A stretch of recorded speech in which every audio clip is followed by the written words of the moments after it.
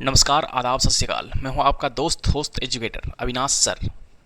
तो दोस्तों, आज है 19 अगस्त 2025, ट्यूसडे, मंगलवार। तो आज हम बात करने वाले हैं एक बार फिर से डेली करंट अफेयर्स के बारे में। आज के जितने भी करंट अफेयर्स हैं उनकी हम चर्चा करेंगे आज इस क्लास में, ठीक है।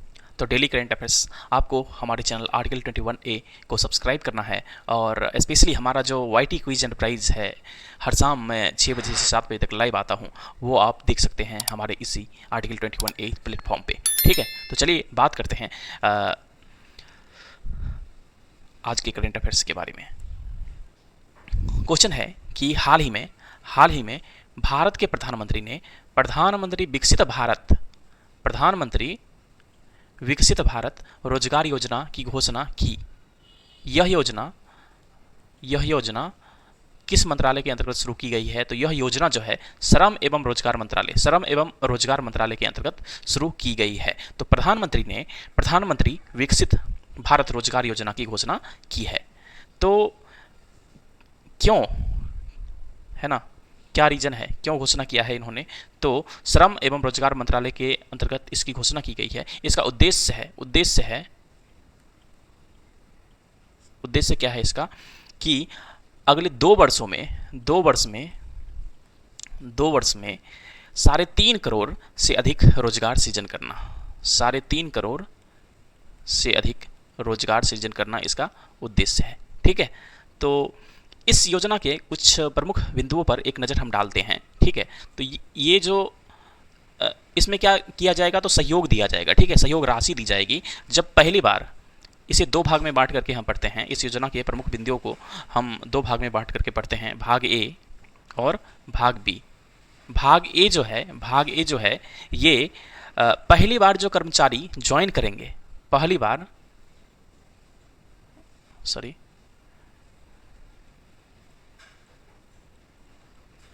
के कर्मचारी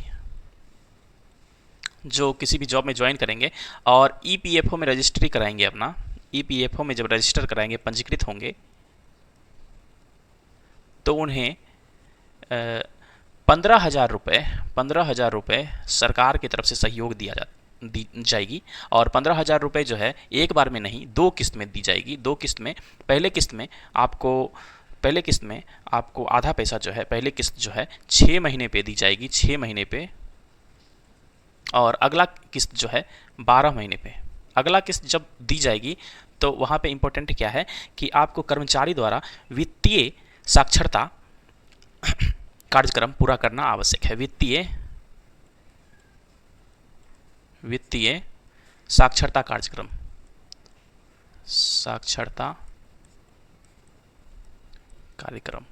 ठीक है। तो आपने सीखा यहाँ पे क्या कि प्रधानमंत्री विकसित भारत रोजगार योजना की घोषणा की है। और पहले में तो ये तो कर्मचारी के लिए हो गया, और दूसरा बी पार्ट जो इसका है ये नियोक्ता के लिए है। नियोक्ता मतलब जो आपको जॉब प्रोवाइड करेगा, है ना, जो आपको जॉब प्रोवाइड करेगा, उन्हें जो है अगर कोई कर्मचारी इसके यहाँ 6 महीने से अधिक कार्य कर लेता है तो उनके लिए, नेक्स्ट स्लाइड पे चलते हैं, 1 मिनट। तो बी क्या है? नियोक्ता के लिए है, ठीक है। तो नियोक्ता के लिए क्या है कि अगर 1 लाख रुपए की सैलरी से कम के कर्मचारी अगर ये रखते हैं तो इन्हें जो है अगर वो 6 महीने तक कर्मचारी यहाँ पे काम करते हैं तो उन कर्मचारियों के लिए, नए कर्मचारियों के लिए जो है 3,000 प्रति माह दिया जाएगा नियोक्ता को, 3,000 प्रति माह, ठीक है। अब ये प्रोत्साहन की राशि जो है 3,000 प्रति माह कब तक दी जाएगी?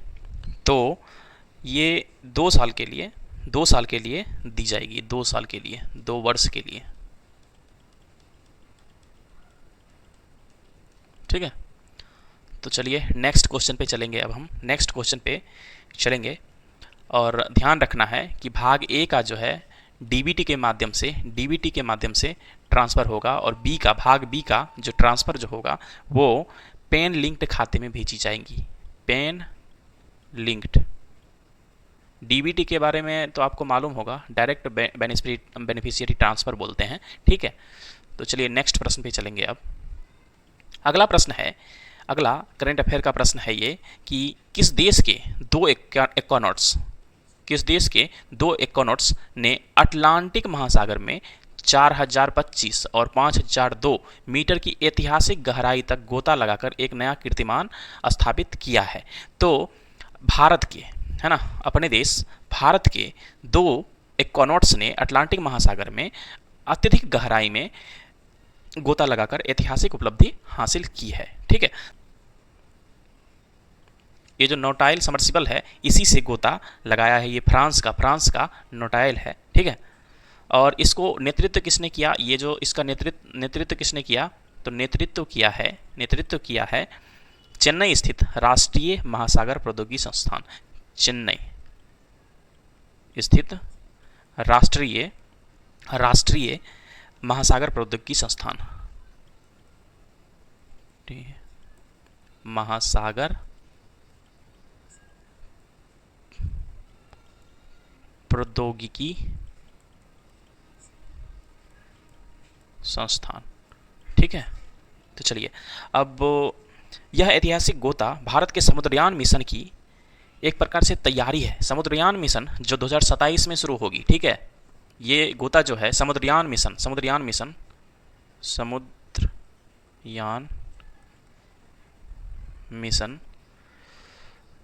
2027 में जो शुरू करनी है भारत को, तो उसका एक पार्ट माना जा रहा है। और यह जो है डीप ओशन मिशन का एक हिस्सा है। ये जो है डीप ओशन मिशन का एक हिस्सा है, डीप ओशन मिशन। और डीप ओशन मिशन कब शुरू किया गया था, 2021 में शुरू किया गया था। 2021 से 27 तक इसका जो खर्च है लगभग 4000 करोड़ के आसपास है। 4000 करोड़ रुपए अनुमानित बजट है 5 साल के लिए डीप ओशन मिशन जो शुरू किया गया था 2021 में। और डीप ओशन मिशन किस मंत्रालय के अंतर्गत शुरू किया गया है, ये भी इंपॉर्टेंट है ना। डीप ओशन मिशन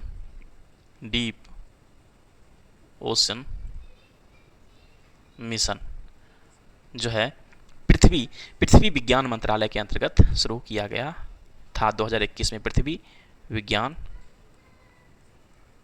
मंत्रालय। ठीक है, और कब शुरू किया गया, 2021 में। कब तक चलेगा, 5 साल तक, 2026 तक चलेगा डीप ओशन मिशन अपना। उसी के अंतर्गत ये समुद्रयान मिशन है, इसी के अंतर्गत जो है समुद्रयान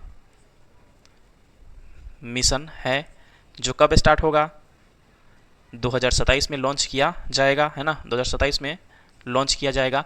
और ये इसी का स्टार्टिंग का जो स्टार्टअप क्या बोलते हैं, वार्म अप है, ये है हमारा 2 भारतीय एक्वानॉट्स का अटलांटिक महासागर में गोता लगाना, है ना।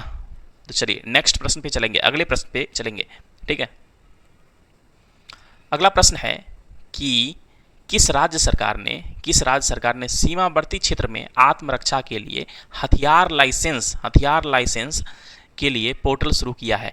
तो सीमावर्ती क्षेत्रों में आत्मरक्षा के लिए हथियार लाइसेंस के लिए पोर्टल शुरू किया गया है, तो ये असम सरकार ने शुरू किया है। अगला प्रश्न है कि हाल ही में भारतीय रेलवे ने पटरियों के बीच 70 मीटर लंबा रिमूवेबल सोलर पैनल जो है पटरी के बीच में लगाया है ना। तो कहाँ लगाया है, तो वाराणसी में लगाया है। ठीक है, तो भारतीय रेलवे ने पटरियों के बीच 70 मीटर लंबा रिमूवेबल सोलर पैनल जो है कहाँ पे लगाया है, तो वाराणसी में लगाया है। ये एक एक्सपेरिमेंट है, देखा जाएगा, लेकिन मुझे नहीं लगता ज़्यादा सक्सेस कर पाएगा, क्योंकि बहुत सारे वो कचरे और पानी जो ट्रेन से गिरते हैं वो उस पर गिरते रहते हैं। कितना दिन तक लगा के रखा जा सकता है ना। तो देखते हैं, ये एक एक्सपेरिमेंट होगा, आगे भी यूज़ किया जा सकता है इसका। तो हाल ही में कहाँ, नेक्स्ट प्रश्न है, अगला प्रश्न है, हाल ही में कहाँ रोबोट गेम्स में 500 से अधिक मानव रोबोट ने कौशल दर्शाया है। अब मानव रोबोट भी कौशल दर्शाने लगे हैं और रोबोट गेम्स शुरू कर दी गई है ना। तो कहाँ पे ये रोबोट गेम्स हुआ जिसमें 500 से अधिक मानव रोबोट ने कौशल दर्शाया है? तो बीजिंग में, ठीक है। चलो बीजिंग में। अगले प्रश्न पे चलेंगे। अगला प्रश्न में प्रधानमंत्री ने अवैध प्रवासन से निपटने के लिए अवैध प्रवासन से निपटने के लिए हाई पावर्ड डेमोग्राफी मिशन की घोषणा की। इसका उद्देश्य क्या है? इसका उद्देश्य क्या है? तो राष्ट्रीय सुरक्षा की चुनौतियों का समाधान करना जो है हाई पावर्ड डेमोग्राफी मिशन का उद्देश्य है, ठीक है। तो हाई पावर्ड डेमोग्राफी मिशन की घोषणा प्रधानमंत्री के द्वारा की गई है। और ये क्यों की गई है? तो राष्ट्रीय सुरक्षा की चुनौतियों का समाधान करना इसका उद्देश्य है, ठीक है। तो राष्ट्रीय सुरक्षा की चुनौतियों का समाधान करना, ताकि विशेषकर सीमावर्ती क्षेत्रों में क्या होता है, सीमावर्ती क्षेत्रों में कई सारे प्रॉब्लम्स होते हैं, अवैध प्रवासन से रिलेटेड कई सारे प्रॉब्लम्स होते हैं, जैसे कि सोशियो इकोनॉमिक और पॉपुलेशन से रिलेटेड प्रभाव हो सकते हैं। वहीं राष्ट्रीय सुरक्षा संबंधी चुनौतियां भी हो सकती है। जनसांख्यिकीय बदलाव होता है, घुसपैठ होता है। असम, पश्चिम बंगाल का एग्जाम्पल ले सकते हैं। इन राज्यों में स्थानीय असंतोष उत्पन्न हो रहा है, ठीक है। इसके कारण, किसके कारण? ये अवैध प्रवासन के कारण। उसके बाद सार्वजनिक सेवाओं पर दबाव हो जाता है। अब जो भी सेवाएं स्टेट दे रही है, शिक्षा, आवास, स्वच्छता, है ना, तो ये सब कल्याणकारी योजनाओं पर अत्यधिक बोझ पड़ता है इसके कारण, है ना। चलिए, तो भारत के नागरिकों के अधिकारों, एकता और अखंडता की सुरक्षा को सुनिश्चित करने के लिए जो है ये हाई पावर्ड डेमोग्राफी मिशन की शुरुआत की गई है। हाई पावर्ड डेमोग्राफी मिशन की शुरुआत की गई है। राष्ट्रीय सुरक्षा संबंधित चुनौतियां भी आ जाती हैं ना, जब अवैध प्रवासन होता है तो राष्ट्रीय सुरक्षा संबंधी चुनौतियां, ये भी तो, अब मान लो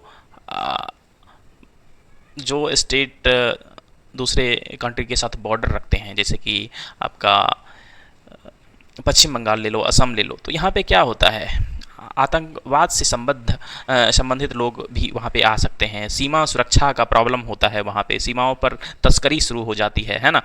तो इन सब से निपटने के लिए हाई पावर्ड डेमोग्राफी मिशन शुरू किया गया है, ठीक है। चलिए फिर अगले प्रश्न पे चलेंगे। अगला प्रश्न है हमारा, किस रेटिंग संस्था ने भारत की सॉवरेन क्रेडिट रेटिंग को BB minus, triple B minus से बढ़ाकर ट्रिपल बी किया है? हाँ, तो Standard and Poor's Global Ratings है, इसने भारत की जो सॉवरेन क्रेडिट रेटिंग को BBB माइनस से बढ़ाकर BBB किया है। तो इम्पोर्टेंट है यहाँ पे सॉवरेन क्रेडिट रेटिंग क्या होता है। आपने सिबिल का तो नाम सुना होगा, सिबिल जो लोगों की क्रेडिट रेटिंग बनाता है ना। तो उसी तरह सॉवरेन क्रेडिट रेटिंग जो होता है, हर देश का क्रेडिट रेटिंग होता है, जिसके एवज में अगर सॉवरेन क्रेडिट रेटिंग अच्छा है, अगर अच्छा है सॉवरेन क्रेडिट रेटिंग, तो उन्हें लोन आसानी से मिल जाते हैं। वहाँ पे इन्वेस्टमेंट आती है ना, इन्वेस्टमेंट वहाँ पे आती है। और जब ये ठीक नहीं होगा तो लोन या IMF या फिर किसी भी संस्था से, अदर कंपनीज़ वगैरह, अदर तो वहाँ से लोन जो है आसानी से नहीं मिल पाती है, अगर सॉवरेन क्रेडिट रेटिंग अच्छा नहीं होता है। तो कई सारी संस्थाएं हैं, जैसे कि S&P है। S&P, आपने मूडी का नाम सुना होगा, मूडीज़ का नाम सुना होगा, मूडीज़ का। तो S&P हो गया, मूडीज़ हो गया और फिच हो गया। ये जो है अलग अलग देशों को अलग अलग क्रेडिट रेटिंग्स देती है, ठीक है, ग्लोबली क्रेडिट रेटिंग्स देती है। तो अगर क्रेडिट रेटिंग्स अच्छा है तो इन्वेस्टमेंट आएगा, पैसे आएंगे, है ना, लोन मिल सकते हैं। और अगर ये अच्छा नहीं है तो प्रॉब्लम होता है ना। चलो ठीक है, अगले प्रश्न पे चलेंगे। अगला प्रश्न है हमारा, अगला प्रश्न है वस्तु एवं सेवा कर को किस संविधान संशोधन अधिनियम द्वारा लागू किया गया था? तो 101वें संविधान संशोधन अधिनियम द्वारा 2017 में इसे लागू किया गया। 2017 में वस्तु एवं सेवा कर को लागू किया गया है। तो मैं ये क्वेश्चन क्यों पूछ रहा हूँ करंट अफेयर में, है ना। तो अभी जो स्वतंत्रता दिवस के अवसर पर, स्वतंत्रता दिवस के संबोधन में हमारे देश के प्रधानमंत्री ने GST में सुधार को लेकर कई अहम घोषणाएं की है। GST सुधार, ठीक है, तो GST में सुधार ठीक है, जीएसटी में सुधार करने की बात की गई है। अभी जो है इन सुधार पर विचार करने के लिए प्रस्ताव जीएसटी परिषद द्वारा गठित मंत्रियों के समूह को ग्रुप ऑफ मिनिस्टर्स जो होता है उनको भेजा गया है ये सुझाव। और ये सुझाव जो है संरचनात्मक सुधार अधिक है। ठीक है, ये सुधार संरचनात्मक सुधार, स्ट्रक्चरल सुधार है। जीएसटी दर जो है जीएसटी का और स्लैब को कम करना है। ठीक है, जीएसटी दरों एवं स्लैब को कम करना तथा लोगों की परेशानियों को दूर करना है ना। तो इसके लिए ये सुधार जो है इंट्रोड्यूस किया गया है। संरचनात्मक सुधार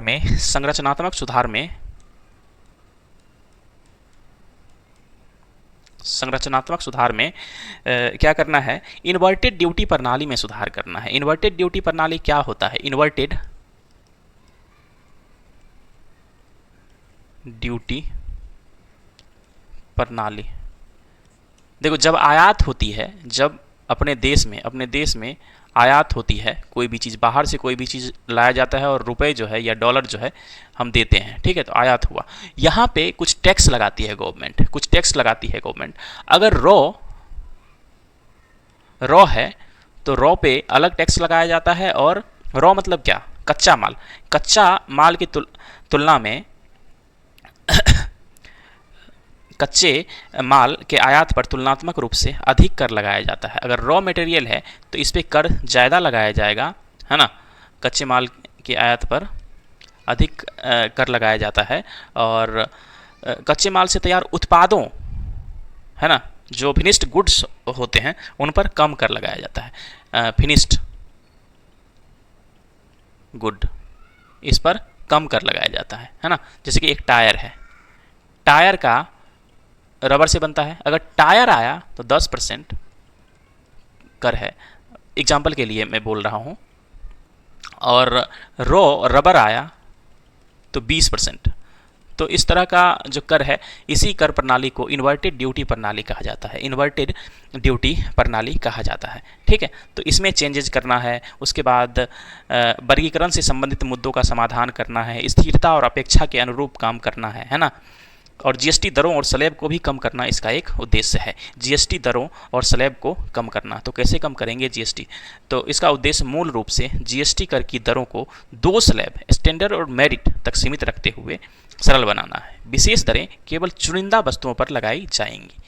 इसके बाद कॉम्पेंसेशन सेस जो है, प्रतिपूर्ति उपकर जो दी जाती थी स्टेट्स को, की समाप्ति से उत्पन्न चुनौतियों का समाधान के लिए वित्तीय संसाधनों का उपयोग किया जा सकता है। ठीक है, तो वस्तु एवं सेवा कर के बारे में हमने देखा। इसके बारे में प्रधानमंत्री नरेंद्र मोदी ने स्वतंत्रता दिवस के दिन कई सारे घोषणाएं की थी कि हम संरचनात्मक सुधार करेंगे। कई सारे सुधार के बारे में मैंने आपको बताया, है ना। तो वस्तु एवं सेवा कर के बारे में भी थोड़ा सा जानना जरूरी है ना। तो ये जीएसटी जो है ये 2017 में लागू किया गया। कौन से संविधान संशोधन से? तो 101वें संविधान संशोधन से। ठीक है, तो हमारे देश में जो वस्तुओं और सेवाओं की आपूर्ति पर जो कर लगाया जाता है, यही है हमारा जीएसटी लगभग, है ना। तो यह व्यापक अप्रत्यक्ष कर है। अप्रत्यक्ष कर, जीएसटी कैसा कर है? अप्रत्यक्ष। तो आपको मालूम होगा प्रत्यक्ष कर डायरेक्ट टैक्स और इनडायरेक्ट टैक्स होता है ना। आपकी कमाई पे सीधा सीधा टैक्स लगा तो वो डायरेक्ट टैक्स हो गया, और ये घुमा करके टैक्स लगता है तो उसको हम अप्रत्यक्ष, अभी समझने के लिए मैं ऐसा बोल रहा हूँ। ठीक है, तो क्या विशेषताएं हैं? विशेषताएं ये है, एक राष्ट्र एक कर की जो बात पहले की जाती थी वो हो चुकी है और हो रही है 2017 से। एक राष्ट्र एक कर। ठीक है, इसके बाद द्विस्तरीय संरचना है इसमें, SGST, है ना, CGST, SGST स्टेट लेवल पे, सेंट्रल लेवल पे ये CGST केंद्रीय GST हो गई। उसके बाद इंटीग्रेटेड है, अंतर्राज्यीय आपूर्ति और आयात पर एकीकृत GST है, इंटीग्रेटेड GST बोलते हैं, ICGST, है ना। ये भी केंद्र सरकार के द्वारा, सब तो केंद्र सरकार के द्वारा ही एकत्रित किया जाता है, फिर अलग अलग जगह पे बांट करके भेज दिया जाता है। ठीक है, जीएसटी परिषद जो है वस्तु एवं सेवा कर पर निर्णय लेने वाली प्रमुख संस्था है जीएसटी परिषद। जीएसटी परिषद, ठीक है। चलिए इतना ही रहने देंगे, अगले प्रश्न पे चलेंगे। हाल ही में पेरेंट्स स्टॉम्प का निधन हो गया। पेरेंट्स स्टॉम्प का निधन हो गया, वह कौन थे? तो हॉलीवुड के अभिनेता थे, उनका निधन हो गया है, ठीक है। केंद्रीय मंत्री पीयूष गोयल ने भारत के पहले महिला आधारित फूड हब का उद्घाटन किया है। कहाँ किया है? तो ये मुंबई में किया गया है। केंद्रीय मंत्री पीयूष गोयल ने भारत के पहली महिला आधारित फूड हब का उद्घाटन कहाँ किया है? तो मुंबई में किया है। हाल ही में कौन ब्रिटेन की सबसे युवा सॉलिसिटर बनी है? हाल ही में कौन ब्रिटेन की सबसे युवा सॉलिसिटर बनी है? तो किसांगी मेश्राम जो है ये सॉलिसिटर बनी है, ब्रिटेन की सबसे युवा सॉलिसिटर बनी है, भारतीय मूल की है, ठीक है। चलिए अगले प्रश्न पे चलेंगे।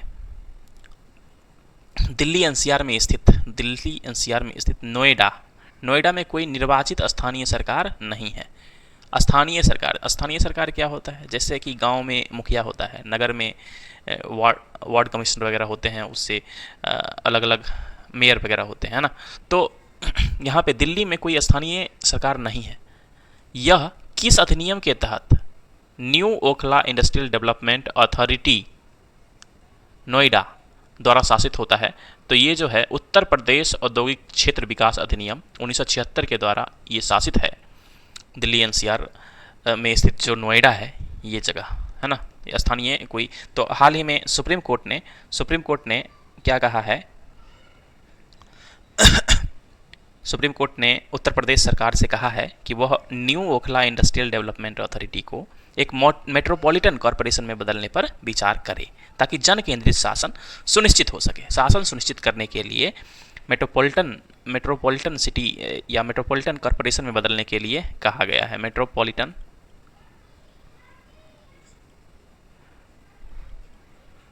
कॉरपोरेशन में बदलने के लिए कहा गया है, ठीक है। तो दिल्ली एनसीआर में स्थित नोएडा में कोई निर्वाचित स्थानीय सरकार नहीं है, ठीक है। तो यह उत्तर प्रदेश औद्योगिक क्षेत्र विकास अधिनियम 1976 के तहत गठित new Okhla industrial development authority द्वारा शासित होता है। ये मेट्रोपॉलिटन कॉरपोरेशन या नगर निगम जो होता है, क्या होता है? नगर निगम क्या होता है इसके बारे में जानते हैं। नगर निगम इसे बड़े शहरों के प्रशासन के लिए बनाया जाता है। बड़े शहर जो होते हैं उसके प्रशासन के लिए बनाया जाता है। जनसंख्या अलग अलग स्टेट में अलग अलग हो सकती है ना। तो नगर निगम इसे बड़े शहरों के प्रशासन के लिए बनाया जाता है और संबंधित राज्य विधायिकाओं द्वारा स्थापित किया। राज्य विधायक कौन स्थापित करता है नगर निगम को? राज्य विधायिका, राज्य विधायिका जो है सो नगर निगम को स्थापित करता है। नगर निगम के 3 मुख्य प्राधिकरण होते हैं। नगर निगम के 3 प्राधिकरण होते हैं। कौन कौन से होते हैं? तो एक परिषद होता है और ये विधायी शाखा होता है। परिषद विधि निर्माण में सहयोग करता है। एक स्थानीय समिति होती है, अस्थाई समिति होती है। एक अस्थाई समिति होती है। परिषद के कामकाज को सुविधाजनक बनाती है अस्थाई समिति, है ना। और आयुक्त होता है। कौन होता है? मुख्य कार्यकारी प्राधिकारी जो होता है आयुक्त होता है, ठीक। चलिए अगले प्रश्न पे चलेंगे।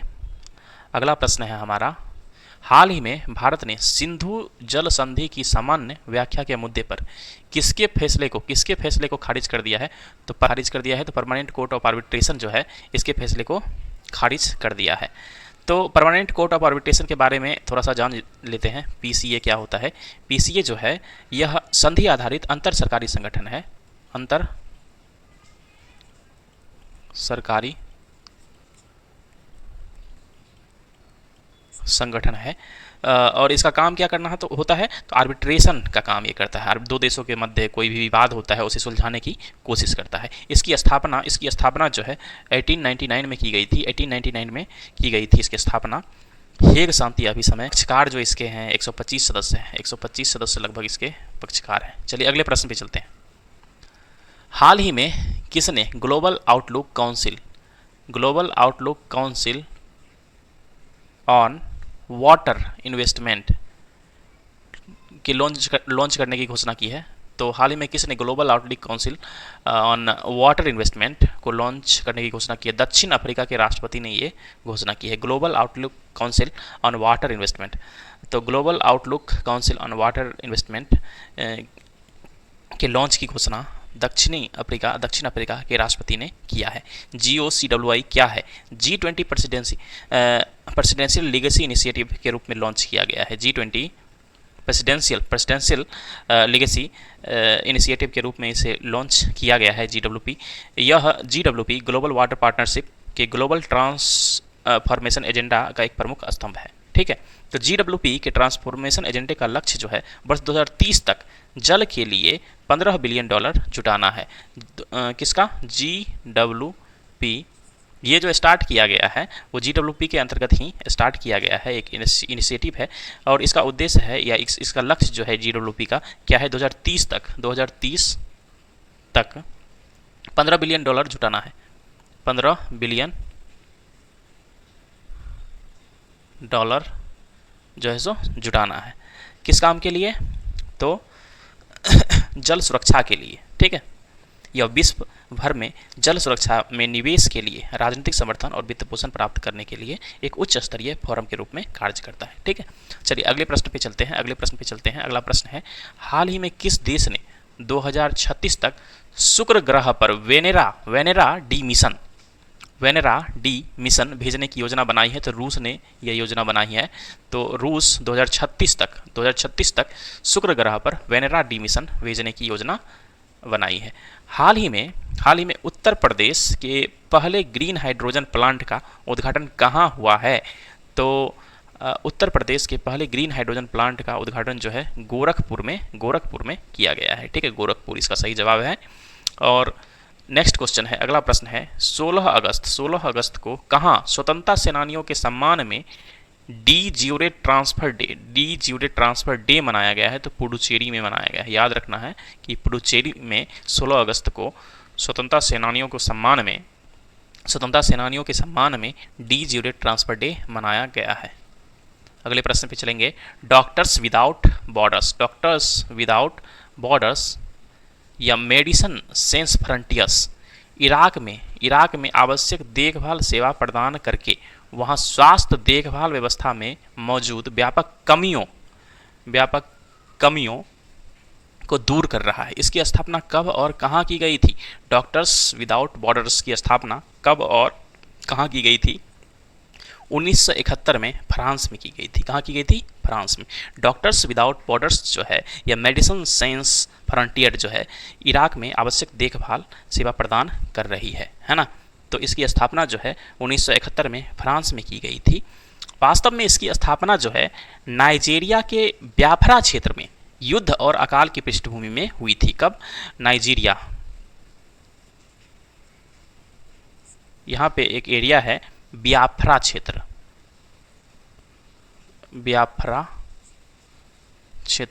यहाँ पे युद्ध चल रही थी और अकाल पड़ा हुआ था। इसके पृष्ठभूमि में ही इसकी स्थापना की गई थी। ठीक है, तो चलिए इसे जो है 1999 में ध्यान रखना है, 1999 में डॉक्टर्स विदाउट बॉर्डर्स को नोबेल शांति पुरस्कार भी मिल चुका है। ठीक है, नोबेल